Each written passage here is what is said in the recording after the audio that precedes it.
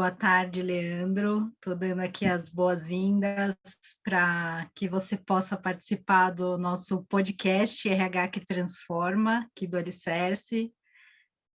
Bem-vindo, né? Vamos começar aí queria conhecer um pouquinho de você, né? Entender um pouco da sua trajetória, da sua história, a sua trajetória de carreira aí, como foi isso? Conta pra gente.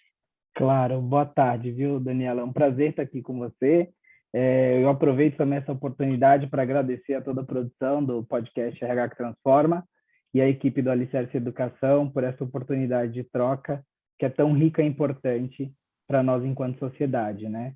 Eu te disse boa tarde porque nós estamos captando essa conversa numa tarde de maio, mas eu aproveito essa oportunidade então para desejar bom dia, boa tarde, boa noite às pessoas que nos acompanharem em outros momentos do seu dia.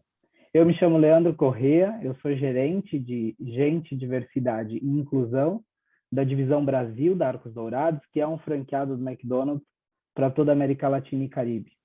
Eu sou um homem branco, cis, e já que nós vamos falar de diversidade, é importantíssimo mencionar que eu sou um homem gay, filho de uma mulher com deficiência física, e por questões de acessibilidade, porventura, para aqueles que forem nos acompanhar pelo YouTube, eu aproveito aqui para fazer a minha audiodescrição.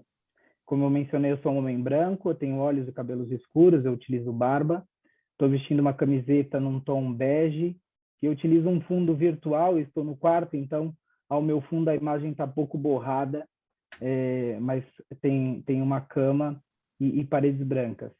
Eu sou casado com o Eduardo, nós não temos filhos, e nós vivemos em Barueri, no estado de São Paulo.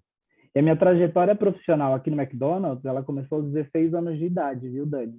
Tem bastante tempo, afinal já se passaram 17 anos até aqui. E ao qual eu tive a oportunidade de estar muito tempo em operações. Então eu me desenvolvi carreira nos restaurantes, eu comecei como atendente de restaurante, liderei diferentes equipes, diferentes unidades de negócio, e depois disso eu fiz uma transição para a área de recursos humanos, isso um pouco mais de 7 anos atrás. Nos primeiros passos, né, os primeiros momentos atuando como consultor de RH, atendendo alguns restaurantes da região sul do Brasil.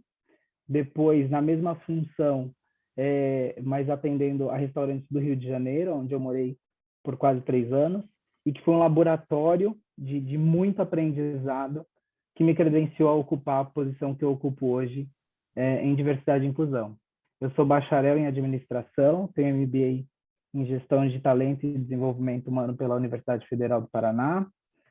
Sou formado no programa de Business Partner do INSPER e mais recentemente eu concluí o programa de diversidade e inclusão nas organizações da Escola Berge. Sou apaixonado pela educação e não paro nunca de me desenvolver. Estou cursando agora diversidade e inclusão em direitos humanos pela USP. E estou muito feliz de estar aqui e ter a possibilidade de contar um pouquinho mais de toda a minha trajetória para você e para quem estiver nos ouvindo. Uau, que incrível, Leandro, que incrível a sua história. Muito obrigado aí por ter aceito o nosso convite. Para a gente é uma honra ter você aqui falando um pouco da sua história de vida, né, e da sua carreira.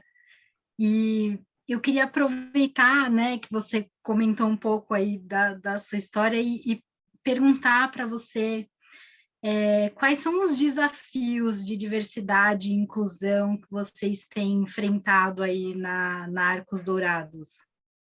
Bom, eu vou aproveitar essa pergunta também para te contar que eu não estou aqui falando em nome da Arcos Dourados, mas como um profissional de diversidade e inclusão, sem dúvida nenhuma, eu tenho total habilidade para responder essa pergunta, né, em meu nome mesmo. E eu diria que o principal desafio de diversidade e inclusão nas organizações é a capacidade que o profissional de DI ele tem de dialogar com o negócio e o quanto que ele consegue conectar-se com a estratégia de fato da organização, quanto que ele consegue utilizar da linguagem corporativa, da metodologia corporativa para fazer com que essa agenda de DI faça parte do planejamento estratégico, porque é só isso, é só dessa maneira que a gente consegue avançar para ações práticas e que vão trazer resultados mais significativos. E uma vez que DI está dentro da estratégia da organização, eu te diria que o desafio, ele, que também é interno, é a cultura da organização. E eu digo isso porque a acessibilidade estrutural, que a gente costuma ouvir falar muito quando fala de diversidade, é algo muito simples de se resolver. A acessibilidade estrutural você resolve com investimento e vontade, mas é muito simples perto do desafio que é a acessibilidade atitudinal. E acessibilidade aqui eu estou querendo dizer como aquilo que de fato gera acesso para as pessoas, né? Que facilita a aproximação. E isso diz respeito à cultura, aos comportamentos, aos ritos, às atitudes das pessoas dentro da organização. Então, identificar se DI está na estratégia e se está conectado com a cultura da organização é a melhor forma de transformar para poder ir além do que se espera dentro de diversidade e inclusão. E por isso que o desafio que eu comentava anteriormente, de trazer isso para dentro da estratégia, é tão importante, porque nesse momento de transformar a cultura do trabalho, é necessário conectar-se com as diferentes áreas, conectar-se com a liderança, afinal, a liderança é referência para as pessoas no que tange a comportamento e atitude, né? É necessário rever os processos, a comunicação, tudo isso com a lente de diversidade e inclusão. E, por fim, como desafio, eu diria que um desafio contínuo das organizações no que tange a DI, e eu digo DI para simplificar aqui, eu estou me referindo à diversidade e inclusão, é criar espaço de trabalho seguro para as pessoas. Seguro fisicamente, mas seguro também psicologicamente. Porque as organizações, elas são um reflexo da nossa sociedade, pelo menos no que tange a demografia, né? Você tem dentro das organizações um recorte do que é a nossa sociedade. E as circunstâncias que a gente vive na nossa sociedade são as mesmas circunstâncias que a gente encontra dentro da organização. Eu estou querendo dizer que, da mesma maneira que na sociedade a gente se depara com atitude racista, com atitude machista, com atitude homofóbica ou de qualquer outra natureza discriminatória, a gente se depara na sociedade, mas se depara também nas organizações. As organizações não estão livres disso. Então, é necessário que se tenha políticas claras, específicas, e que, mais do que isso, seja de conhecimento de todas as pessoas, para coibir a esse tipo de agressões ou microagressões e atitudes discriminatórias diversas. E tão importante quanto ter essas políticas, ter esse ambiente que deixa claro quais são os combinados, né, do que se pode e do que se não pode, é importante desenvolver mecanismos de escuta e acolhimento das pessoas que vivem essas situações e também desenvolver medidas corretivas, né, que possam coibir esses comportamentos. Em resumo, eu digo que oferecer segurança psicológica para as pessoas, para que as pessoas consigam, de fato, desenvolver o seu máximo potencial, precisa ser prioridade na agenda de DI, assim como são grandes desafios e que você tem que lidar de maneira contínua. Nossa, que incrível! Muito, muito legal. E aproveitando essa sua fala e essa contextualização que você deu aí a todas essas questões, como que a educação, como que você acha que a educação impacta novos candidatos e o trabalho dos colaboradores? Bom, eu te diria que a educação, ela abre a mente, e da mesma forma que ela abre portas, né? Então, sem dúvida nenhuma, a educação impacta diretamente aos candidatos às oportunidades de trabalho. Falando da realidade da organização que eu estou inserido e de dados que são públicos, aqui 70% dos funcionários têm até 25 anos. E 77% está na sua primeira experiência de trabalho formal. Isso significa que muitos deles estão cursando ensino médio e quase que na totalidade em escola pública. Assim como aconteceu comigo há um bom tempo atrás, né? E depois disso, na fase da graduação, que também é conciliada com o trabalho, o que exige ainda mais esforços, né, de todos antes candidatos, agora funcionários, eu entendo que desafia ainda mais com que essas pessoas, nesse ambiente competitivo, tenham condições, não só de ter acesso à educação, mas que possam dedicar tempo que é necessário para você continuar se desenvolvendo. Mas ainda assim, eu conto para vocês que eu vivo uma realidade aqui privilegiada nesse sentido, porque a cultura da organização, ela valoriza o desenvolvimento de carreira da nossa base. Então, essa mesma cultura, ela incentiva, colabora e cria condições para que as pessoas possam se desenvolver e ocupar os espaços que elas assim desejarem, né?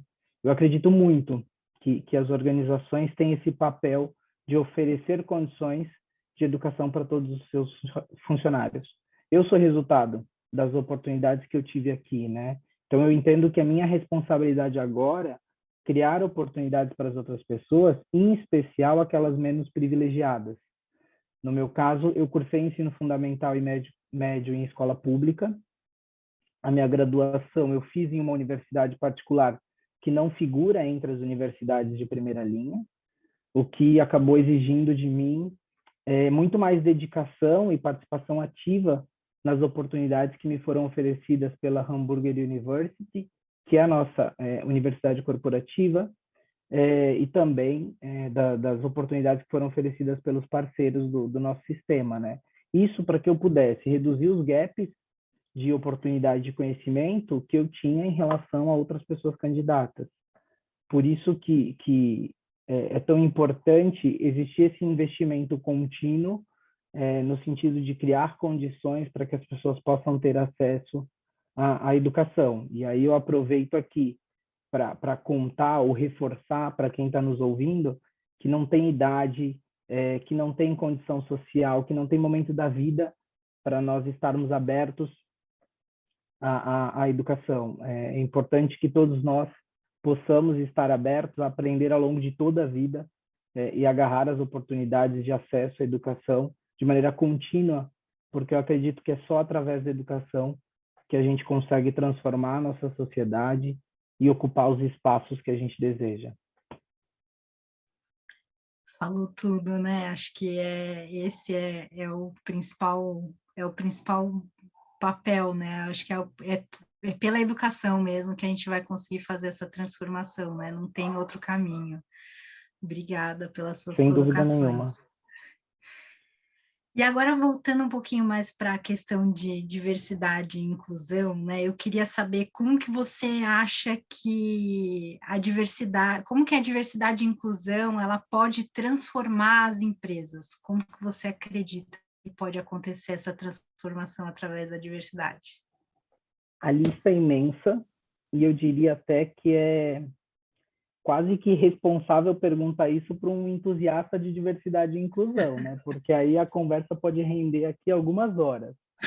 Mas eu vou começar te contando, Dani, que do meu ponto de vista, a principal transformação que o trabalho assertivo em diversidade e inclusão pode trazer é proporcionar espaço de trabalho seguro para que as pessoas possam ser quem elas são de verdade. De novo, parece simples, né? Mas não é simples quanto parece, porque a nossa sociedade, ou melhor, aqui nessa sociedade, ser mulher, ser LGBTI+, ter uma deficiência ou pertencer a um grupo vulnerável é sinônimo de opressão, né? Você é oprimido por esse pensamento hegemônico que coloca o homem branco, hétero, no centro da nossa sociedade, como o ideal, e aí o ideal aqui eu coloco entre aspas, por favor, mas ainda assim coloca essas pessoas no centro de poder, né, em relação aos demais. E aí as outras pessoas, elas são condicionadas a ajustar os seus comportamentos para estar o mais próximo desse ideal, né? Por exemplo, não é nada incomum para uma mulher ser ouvida numa reunião, para que ela tenha credibilidade, ela precisa se vestir ou usar argumentos tipicamente masculinos. que um homem gay não pode parecer gay, ou que uma travesti precisa parecer o mais feminina possível para alcançar a passabilidade, né? E passabilidade é um termo utilizado para se referir à capacidade que uma pessoa tem de ser considerada membro de um grupo da nossa sociedade sem ser, né? Nesse caso aqui, a pessoa travesti, o quanto que ela consegue se parecer mulher e não pode parecer uma travesti. E isso porque existem expectativas, né, em relação ao outro, que acabam criando toda essa opressão que eu contava.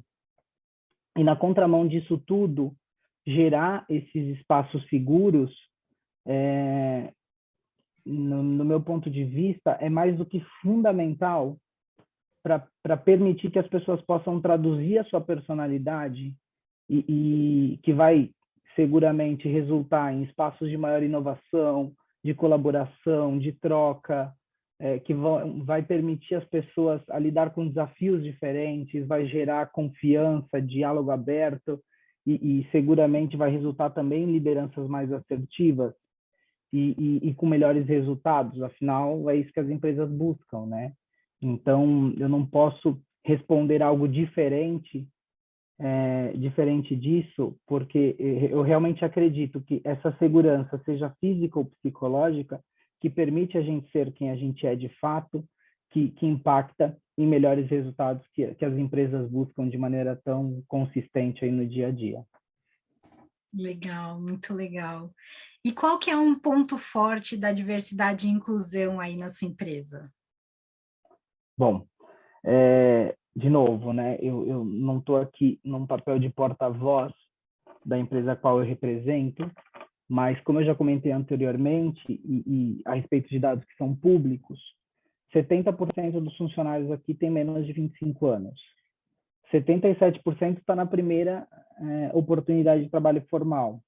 Então, não posso deixar de fazer menção aqui desse papel que o McDonald's tem de formador de jovens para o nosso país, né? Jovens que muitas vezes vêm de situação de vulnerabilidade, que têm a oportunidade aqui de se desenvolver profissionalmente e de ocupar espaços inimagináveis nas realidades de onde eles vêm.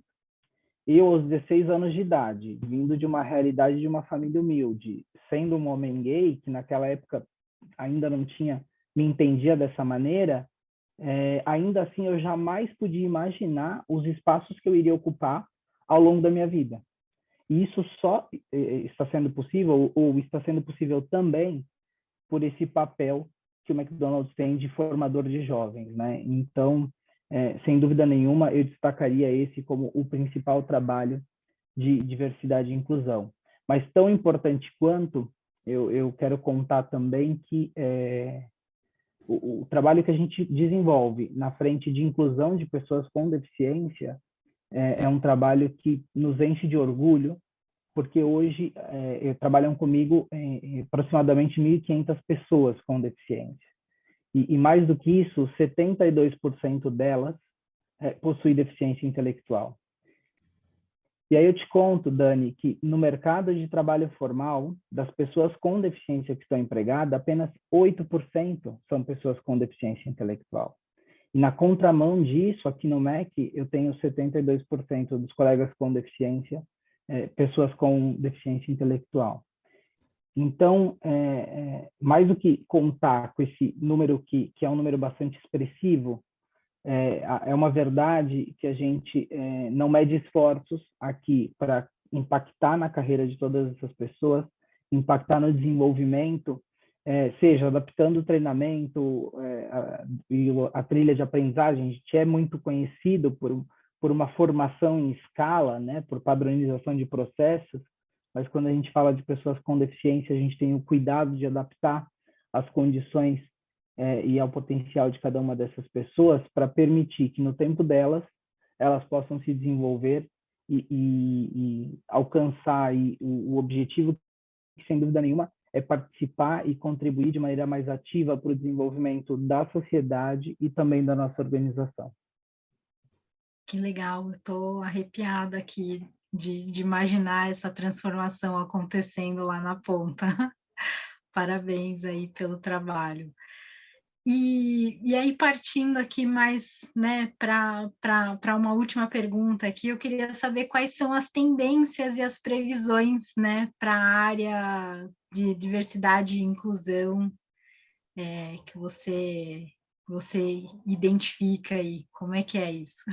Bom, falando de tendência, é impensável não mencionar o ISD, né? Ou em português, ASG, que diz respeito às pautas ambientais, sociais e de governança e o modo como as empresas operam esses temas, né?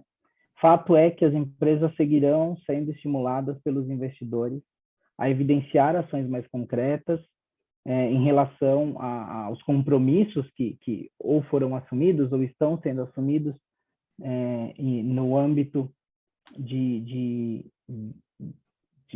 ESG, no âmbito social, ambiental e de governança, e em especial quando a gente fala de social, a gente fala de diversidade e inclusão. Então, acredito que DI segue ganhando muito espaço na agenda das organizações, com o objetivo de trazer impacto significativo para a vida das pessoas através de ações concretas. E para facilitar o entendimento do que eu enxergo como tendência, eu gosto de dividir em 3 frames ou 3 pilares para pensar diversidade e inclusão. E o primeiro deles é a diversidade de talento. Então, isso significa que as empresas seguem sendo estimuladas e desafiadas a criar meios de atrair, desenvolver e acelerar as carreiras desses talentos diversos, né? Então, os fundos de investimento têm expectativa de que as empresas tenham no seu board, na alta liderança, pessoas de diferentes marcadores, de diferentes características. Isso só vai ser possível se as áreas de recursos humanos estiverem preparadas para, de fato, atrair e desenvolver toda essa diversidade de talentos. Então, os RHs, mais do que nunca, vão precisar olhar para todos os seus processos com essa lente de diversidade e inclusão, com o intuito de incluir toda a diversidade de talentos de maneira geral. Além, é claro, de criar condição para que todas as pessoas possam desenvolver o seu máximo potencial e alcançar essas posições, né? Como segundo pilar, eu concentro em ambiente inclusivo. Então, de novo, inicialmente, em diversidade de talento, a gente está falando do indivíduo.